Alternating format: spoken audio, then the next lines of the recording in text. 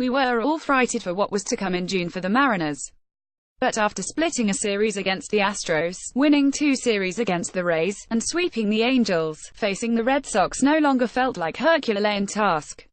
And it could have ended way worse than it did. Félix Hernandez, after his shortest outing of the last Saturday against the Rays, took the mound against the Red Sox and their starter, David Price. The Venezuelan was looking to redeem himself. What better place to do so than at Safeco Field, in his kingdom and among his subjects, and redeem himself he did. Despite the loss, Félix came prepared. He may not be the king he was before, but blue blood runs true within the right-hander, and he showed it.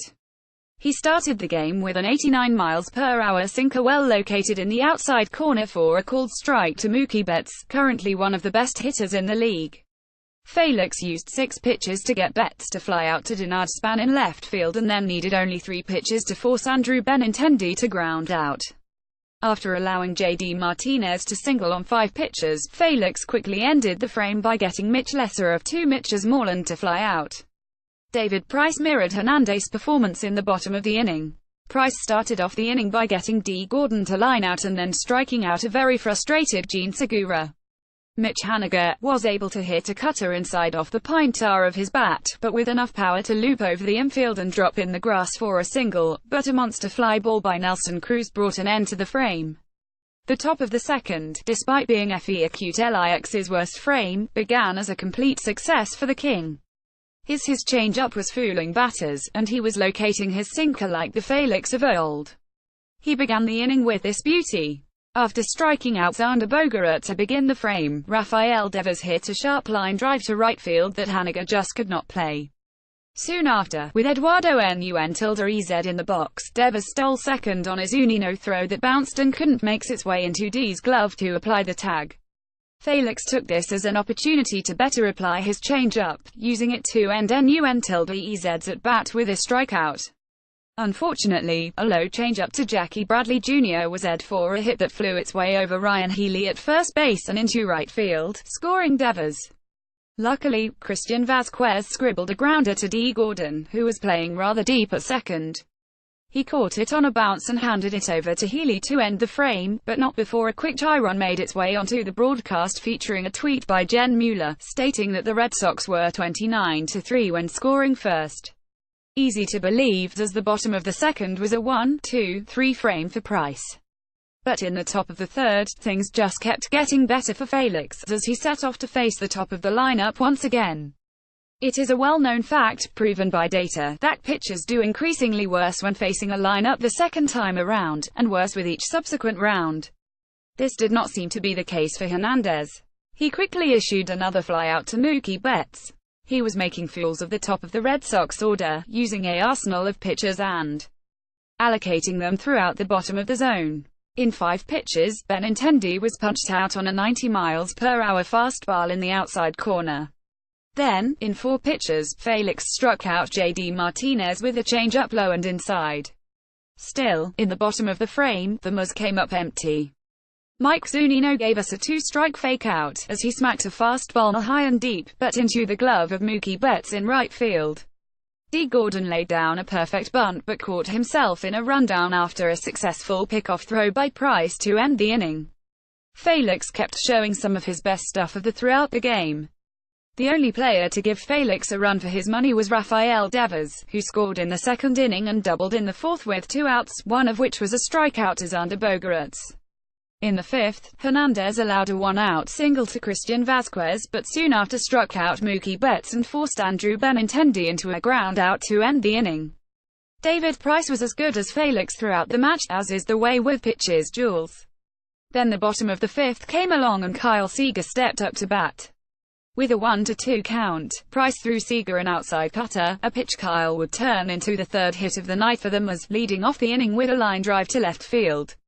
Then Ryan Healy was able to pencil in a base hit up the middle by belting a fastball at the knees.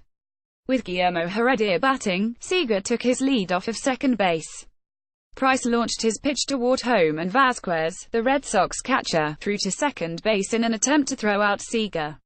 But the throw practically rolled to second base, making it easy for Seager to dash to third and nab it for his first stolen base of the Heredia took Price's next pitch and launched it to left field, scoring Seager on a sacrifice fly.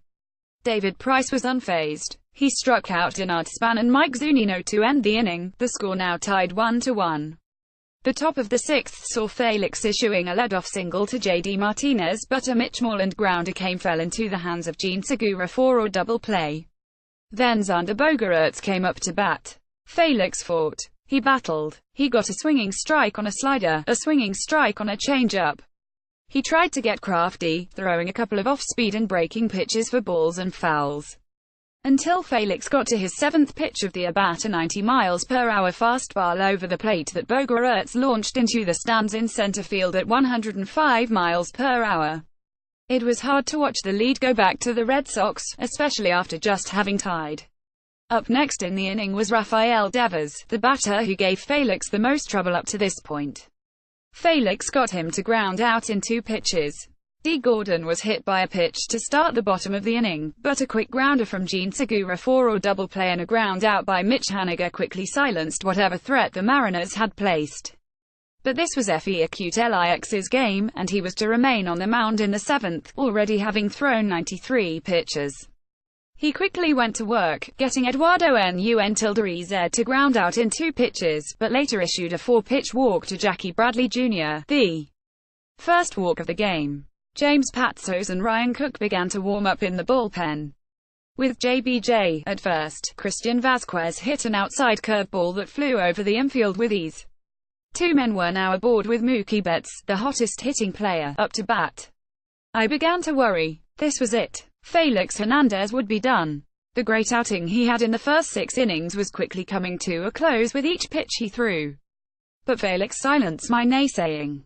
With a change-up low in the zone, he got Betts pulled the ball to Seager, who turned a double play that made me clap and shout like a child, joy proven wrong. James Patsos relieved Félix in the 8th inning, and held the Red Sox offense down despite a quick on-field interruption that delayed the game. The gas-throwing Joe Kelly came in to relieve David Price in the 8th as well, and he too held the Mariners down. Up in relief in the 9th was Nick Rumbelow, wearing number 52 in his Mariners debut. With his 93 miles per hour fastball and his mid-80s change-up, slider combo, Rumbelow pitched a perfect frame, retiring the bottom of the Red Sox lineup in order. For the last chance to score, the Mariners would be up against none other than superstar closer, Craig Kimbrell. There he stood, with his crouching stance as he gazed upon his battery mate Haniger leading off. But Kimbrell was having difficulty commanding his breaking ball. 4 pitches later, Haniger was on board. Kimbrell, still struggling to control his pitches, threw a wild pitch that allowed Haniger to move up into scoring position. The stadium came alive, and Nelson Cruz was in the box.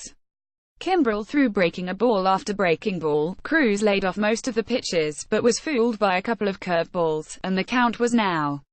With a check swing on a low curveball, Cruz was now aboard as well. Will they do it? Will they walk off on the Red Sox? We all asked ourselves as Seager came up to bat, but Seager, ever so eager, was down on 3 pitches, all fastballs in the zone. Ryan Healy then came into contact with a high fastball, and grounded into a double play to end the ball game, and the Mariners lost by just 1 run. But what mattered most in this game was Félix's performance. In 10 of his 14 starts this year, Félix had allowed 3 or more runs. Tonight, he only allowed 2 runs. 2 runs against the highest-scoring team in the majors. He struck out 6 batters. He did this while pitching through 7 innings. James Patsos held them down as well, and Nick Rumbelow, in his debut, silenced the Sox. The Mariners may not have won, but these aren't the same old Mariners of before. This wasn't even the same Félix of last Saturday. These are improved and improving Mariners, who get better and better with each game. This was a loss, but I've never felt a loss instill this much hope. Seeing how Félix was able to work this team of Red Sox, I'm hopeful that tomorrow's result will be even better than today's.